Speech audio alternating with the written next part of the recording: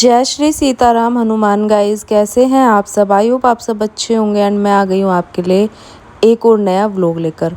तो ये वाला व्लॉग स्टार्ट हो रहा है शाम से। वैसे सुबह के व्लॉग मैं आप लोगों के साथ शेयर करती रहती हूँ और सुबह का जो मेरी दिनचर्या है वो आप शॉर्ट्स व्लॉग में भी देखते हो। तो कभी कभी मन होता है ना कि शाम की दिनचर्या भी दिखाऊं। तो आज मैंने सोचा कि आज का व्लॉग शाम से स्टार्ट करती हूँ और अपनी जो मेरा शाम का रूटीन है वो आपके साथ शेयर करती हूँ। तो यहाँ मैं जो है अपना थोड़ा बाल वगैरह ठीक करके शाम के टाइम, क्योंकि इससे पहले मैंने एडिटिंग वगैरह करी, थोड़ा रेस्ट किया दोपहरी में। और ये 4 बजे का टाइम है करीबन। और इस टाइम पे ना मैं किचन में गई थी अभी, और ये जो मेरी किचन में लगी हुई थी ना लीफ, तो ये मुझे थोड़ी गंदी लग रही थी। तो ये मैंने हैंगिंग प्लांट जो है मैंने मीशो से मंगवाया था। इसमें लाइट भी जलती है, आपने मेरी किचन में लगे हुए देखा होगा। मैंने इसका रिव्यू भी किया था, बहुत ही अच्छी है और बहुत अफोर्डेबल प्राइस में। लेकिन अभी ये गंदा हो गया था तो मैं इसको सफाई के लिए उतार के लाई थी और फिर मैं इसको लगा के देखने लगी एलसीडी पे कि इधर ये ठीक लगेगा क्या, क्योंकि वहाँ पर थोड़ा इशू हो रहा है इसको लगाने से। तो मैं सोच रही हूँ इसको कहीं और एडजस्ट कर देते हैं। तो अभी तो वो मैंने एज इट इज़ ऐसे ही रख दिया, देखते हैं कहाँ पर एडजस्ट करूँगी, कहाँ डेकोरेशन करूँगी। अभी मैंने उसको वैसे ही रख दिया। उसके बाद मैं आई बालकनी में, तो यहाँ मुझे थोड़े कपड़े लगाने थे। और ये जो आप इमोजीज देख रहे हैं ना, कुशन्स, ये मुझे वॉश करने थे। काफ़ी टाइम हो गया इनको मैंने वॉश नहीं किया, तो थोड़े से गंदे दिख रहे थे। तो आज मैं थोड़ा सा जो मेरा शाम का रूटीन है ना वो काम निपटाऊंगी जो एक्स्ट्रा में होता है, और जिनको करते करते मैं सोचते रहती हूँ डेली कि ये कल करूँगी, परसों करूँगी।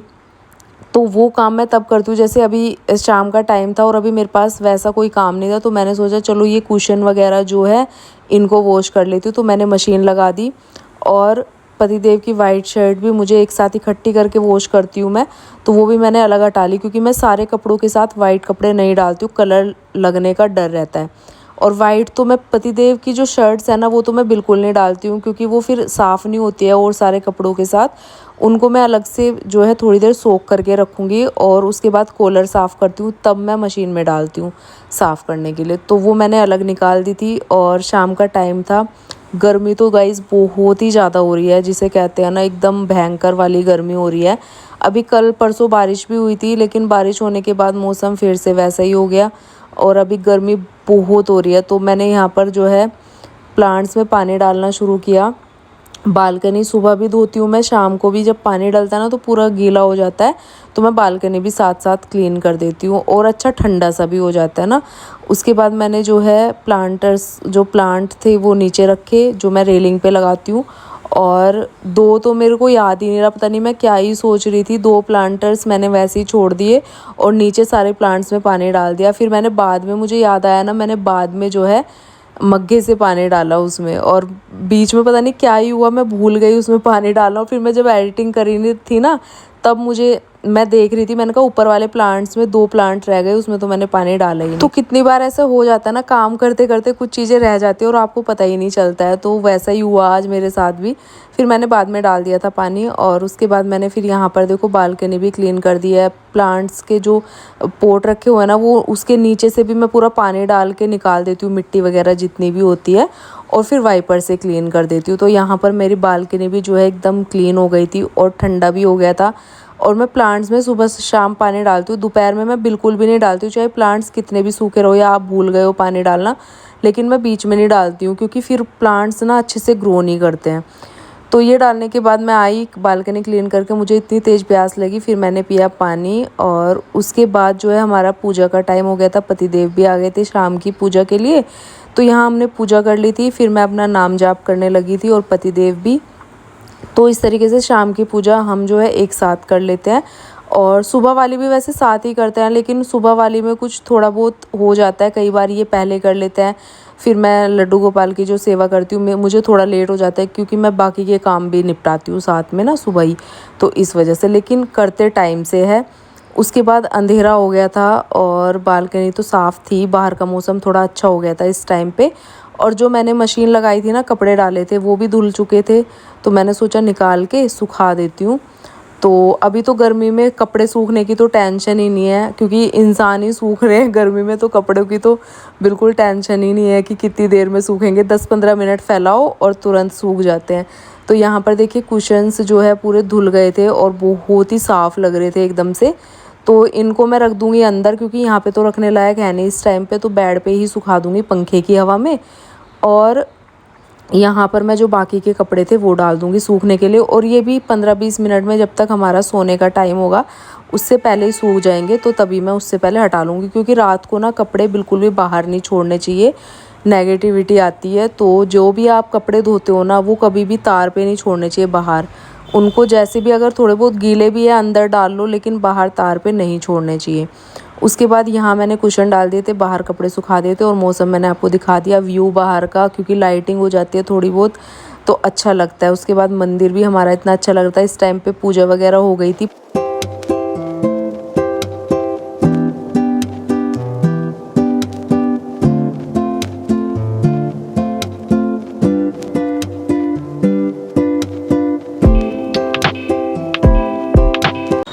तो वैसा काम निपट गया था, पतिदेव लग गए थे अपने ऑफिस के काम पे, लैपटॉप खोल के बैठ गए थे। तो उसके बाद अभी जो है डिनर के लिए तो उन्होंने बिल्कुल मना कर दिया था कि कुछ भी हैवी खाने का मन नहीं कर रहा है, मतलब रोटी सब्ज़ी चावल जैसे डेली बनता है। तो ये बोलने लगे कि कुछ अलग सा बना लो। मैंने कहा चलो मेरा भी मन नहीं है, तो आज बनाते हैं कुछ अलग। तो यहाँ फिर से मुझे प्यास लग गई, तो मैं पीने लग गई थी पानी। बहुत ज़्यादा गर्मी हो रही है गाइस, थोड़ी थोड़ी देर में प्यास लग रही है। और वैसे पानी तो जितना पीना चाहिए, मतलब अच्छा ही है सेहत के लिए, बहुत ज़्यादा पानी पीना चाहिए। तो यहाँ मैंने पानी पी लिया था। उसके बाद मैंने कुछ चीज़ें निकाल के रखी, टमाटर, हरी मिर्च और साथ में मैगी का पैकेट।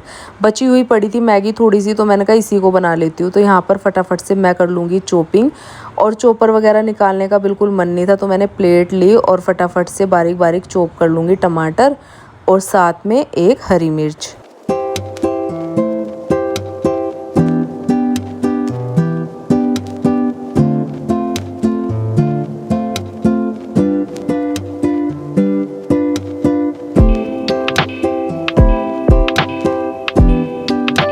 अब बनाने शुरू करते हैं मैगी। और वैसे मैगी का ना हमारे दिमाग में ये बना हुआ है कि 2 मिनट वाली मैगी, लेकिन मुझे वो बिल्कुल अच्छी नहीं लगती है। कभी कभार जब बिल्कुल मन नहीं होता है तब तो मैं बना लेती हूँ, या पतिदेव बनाते हैं तो वो ऐसे ही बना लेते हैं कि पानी चढ़ाया और सीधे मैगी डाल दी। लेकिन आज मैं थोड़ा सा अच्छे तरीके से बनाऊंगी, जो कि बहुत ज़्यादा टेस्टी भी लगती है। और आप इसमें और भी ज़्यादा वेजीज ऐड कर सकते हैं। यहाँ मैंने सिर्फ टमाटर और हरी मिर्च का जो है मसाला बनाया, साथ में मैगी मसाला ऐड किया, और मैंने बाकी कुछ भी ऐड नहीं किया। और साथ में जो मैगी थी बची हुई वो ऐड कर दी। उसके बाद जो है मैं इसमें एक और मसाला ऐड करूँगी, क्योंकि ये मसाले से ही अच्छी बनती है, जो मैगी मसाला आता है ना उसी से।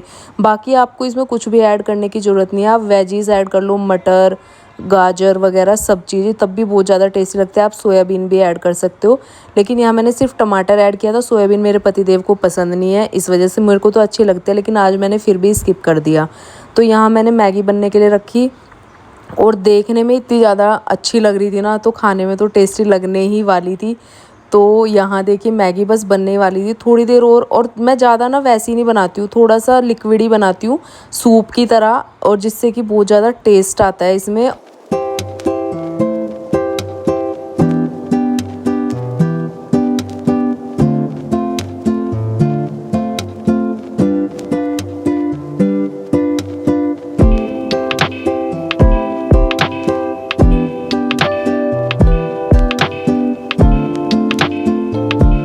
मैगी वगैरह खा के फिर बारी आती है किचन क्लीनिंग की। तो फटाफट से जो सूखे बर्तन थे वो हटाए बास्केट से, और जो अभी मुझे वॉश करने थे फिर फटाफट से वो वॉश करके मैं बास्केट में रखूँगी। पहले से जो बर्तन रखे रहते हैं ना बास्केट में, उसके बाद तुरंत से गीले बर्तन नहीं रखने चाहिए। पहले वाले बर्तन भी फिर ख़राब हो जाते हैं और बाकी के भी गीले हो जाते हैं, और फिर उन पे ना एक स्टेन्स दाग से आ जाते हैं वाइट वाइट कलर के। तो वो ना बर्तन फिर ना तो यूज़ करने में अच्छे लगते हैं, और फिर उनमें बैक्टीरिया वगैरह का भी डर रहता है। तो इस वजह से बर्तन ना हमेशा सूखे होने चाहिए। और जो आप बास्केट में मतलब धो के रखते हो, उनको सिर्फ बास्केट बिल्कुल खाली करके रखना चाहिए। तो यहाँ पर फिर ये हो गई थी नेक्स्ट मॉर्निंग, संडे का दिन था, वो सैटरडे का मैंने आपके साथ शेयर किया। तो नेक्स्ट मॉर्निंग में यहाँ पर 4 बजे आज हम लोग उठ गए थे। आप लोगों को पता ही है हमारा रूटीन होता है। और सुबह का सारा काम ख़त्म करके 5:30 बजे का ये टाइम था, मैं यहाँ पर नहा ली थी। नहा के आने के बाद फिर मैंने करी अपनी पूजा की तैयारी। पतिदेव पूजा कर चुके थे आज मुझसे पहले ही। तो मैं थोड़ा लेट हो गई थी घर के काम करने में इस वजह से। तो यहाँ मैंने तैयारी करी, लड्डू गोपाल की सेवा करूँगी पहले। तो ये मैं कल थोड़े लड्डू गोपाल के लिए ना टब लेकर आई थी और उनके लिए गर्मियों के कपड़े लेकर आई थी। तो मैं प्लेट में नहलाती थी, मतलब स्नान कराती थी लड्डू गोपाल को, तो उसमें ना पानी इधर उधर फैल जाता था। तो मैंने सोचा कि टब लेते हैं। तो कल हम लोग मार्केट गए थे तो शाम को ले आई थी, वहीं से हम फ्लावर्स वगैरह भी लाए थे। और साथ ही साथ मैं जो है लड्डू गोपाल की इतनी सुंदर सी ड्रेस लाई हूँ और 2 कुर्ते पजामे जैसे आते हैं ना, वो लाई हूँ रात को जब सुलाते हैं उससे पहले पहनाने के लिए। तो बस यहाँ पर जो है मैंने लड्डू गोपाल का श्रृंगार कर दिया था स्नान कराने के बाद, बहुत ही सुंदर लग रहे थे। और पूजा हो चुकी थी तो मैं आरती वगैरह कर लूँगी और मेरा जो नाम जाप का रूटीन है वो कर लूँगी। और उसके बाद हमें जाना है गुड़गांव।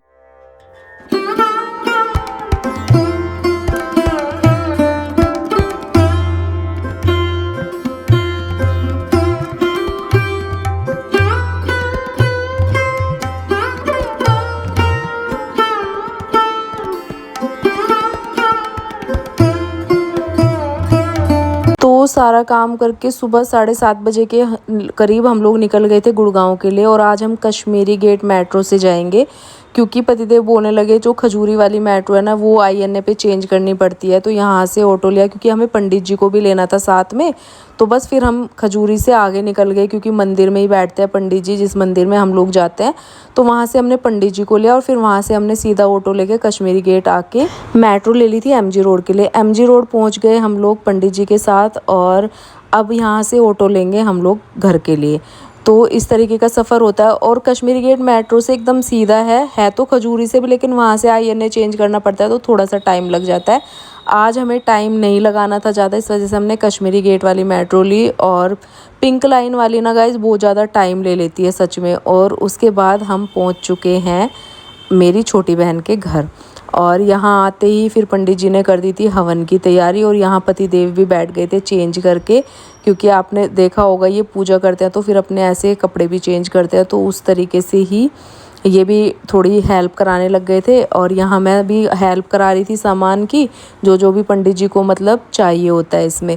और मम्मी लगी थी थोड़ा खाना पीने की तैयारी करने में, साफ़ सफाई तो मम्मी ने पहले ही सब कुछ कर दिया था। उसके बाद यहाँ पर हमारी प्रिंसेस भी रेडी हो गई थी, मेरी गुड़िया रानी कितनी सुंदर लग रही है, किसी की नज़र ना लगे और भगवान इसे हर बला से बचाए रखे, अपनी कृपा हमेशा इस पर बनाए रखे, इसकी ज़िंदगी हमेशा खुशियों से भरी रहे। तो यही हम लोगों की दुआ है। और उसके बाद यहाँ हवन शुरू हो गया था, तो ये लोग बैठ गए थे हवन में। मैं मम्मी की हेल्प कराने लगी थी बीच बीच में। मैंने कहा चलो बीच बीच में हवन में भी बैठ जाऊंगी और बीच में खाने पीने में भी हेल्प करा दूंगी। तो मम्मी बनाने लग रही थी खाना, सब्ज़ी बन गई थी और मैंने बोला हलवा मैं बना दूंगी। मैंने मम्मी को बोला आटा लगाने के लिए पूड़ियों के लिए। तो बस इस तरीके से मिलजुल के काम होता है तो हो ही जाता है गाइस, है ना। तो वहाँ मम्मी काम कर रही थी, यहाँ हवन शुरू हो गया था और गुड़िया के मम्मा पापा जो है हवन में बैठ गए थे। और ये हमारी गुड़िया का पहला हवन है। और गाइस यही चीज़ें हो जाती है, वीडियो बनाने से लोग सोचेंगे कि हर चीज़ की वीडियो बनाते हैं, ये करते हैं, लेकिन यही टाइम होता है, चीज़ें होती है, जब आप कभी उठा के देखते हो ना ये यादें हो जाती हैं, तो बड़ा अच्छा लगता है। हमारी गुड़िया भी बड़ी होगी और ये सारी चीज़ें देखेगी तो उसको भी अच्छा लगेगा। तो ये सारी चीज़ें मतलब मेरे को पर्सनली बहुत ज़्यादा पसंद है, बाकी लोगों से मुझे कोई फ़र्क नहीं पड़ता। मेरा पतिदेव मेरे साथ देते हैं इस चीज़ में और मेरी फैमिली को कोई दिक्कत नहीं है, तो बस बाकी लोग जाए भाड़ में। तो यहाँ हो गई थी हमारे हवन की शुरुआत।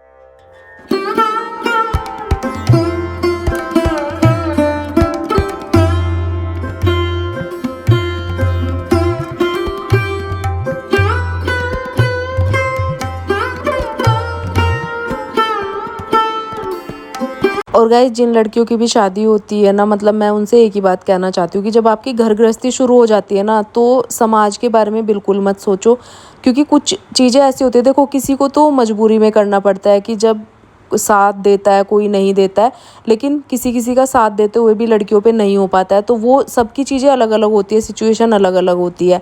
तो लेकिन मैं लड़कियों से एक ही बात कहना चाहूँगी कि अगर आपकी ऐसी सिचुएशन है ना कि आपका किसी चीज़ में कोई साथ नहीं दे रहा है, तो आपको अपनी कोई भी चीज़ें ना छोड़नी नहीं चाहिए। जो भी चीज़ें आती है आपकी ज़िंदगी में, क्योंकि आपकी घर गृहस्थी शुरू हो गई है, आप अपने बीवी बच्चे के साथ हो, तो आपको ना उसी तरीके से अपनी चीज़ें लेके चलनी चाहिए, और वो भी बहुत अच्छी चीज़ों से, क्योंकि सबकी अपनी फैमिली चलती है। कोई आपकी वजह से अपने काम नहीं छोड़ता है, सबके अपने काम चलते हैं। अगर आप दूसरों की सोच के चीज़ें छोड़ोगे ना तो कभी नहीं कर पाओगे कुछ भी। तो जो भी है अपने इंजॉय कभी भी किसी की वजह से ख़राब मत करो, भले ही कोई आए ना आए। तो उस चीज़ को अलग रख के आपको अपनी लाइफ इंजॉय करनी है। तो ये सारी उन लड़कियों के लिए हैं जिनको चीज़ें नहीं मिल पाती है, और जिनको मिल पाती है वो खुद से नहीं करना चाहती, उनकी बात मैं यहाँ नहीं कर रही हूँ। लेकिन जो करना चाहती है और उनको फिर सामने से वो चीज़ें नहीं मिलती हैं, तो ये उनके लिए बात हो रही है। तो उन लड़कियों को ये है कि अपनी इंजॉय करो, अपनी चीज़ें किसी के लिए मत छोड़ो, क्योंकि कोई भी फैमिली उठा के देख लो, कोई आपके लिए नहीं रुकता है। जिनको जो करना होता है ना वो अपने सारे काम करते हैं। तो भैया अपने भी सारे काम करो, अपनी घर गृहस्थी जिसकी भी शुरू होती है, अपने मियाँ बीवी राजी तो क्या करेगा काजी, वो वाली कहावत सुनी है ना आपने। तो बस उसी कहावत को रखो, और मान सम्मान सबका रखो, लेकिन अपने घर की चीज़ें अपने हिसाब से करो, ना किसी के घर में बोलो, ना किसी को अपने घर में बोलने दो। मैं तो यही कहूँगी, मेरी तो यही एडवाइस है। तो उसके बाद यहाँ पर देखिए हमारा हवन शुरू तो बहुत पहले हो गया था। उसके बाद आहुति देना शुरू कर दिया था। मम्मी आहुति दे के चली गई थी, फिर मैं आ गई थी बारी बारी से, क्योंकि हमें वैसा भी काम संभालना था। और आज ही हमें वापस भी जाना है पंडित जी को लेकर। तो इस वजह से यहाँ पर जो है मैंने आहुति डाली, फिर मैं चली गई मम्मी की हेल्प कराने। तो यहाँ हमने खाना तैयार कर दिया था, हलवा पूड़ी सब्ज़ी और रायता। तो अब मैं सबसे पहले पंडित जी को दे दूंगी खाना, और उसके बाद साथ में पतिदेव को दे दूंगी, क्योंकि हमें फिर साथ में वापस भी निकलना है।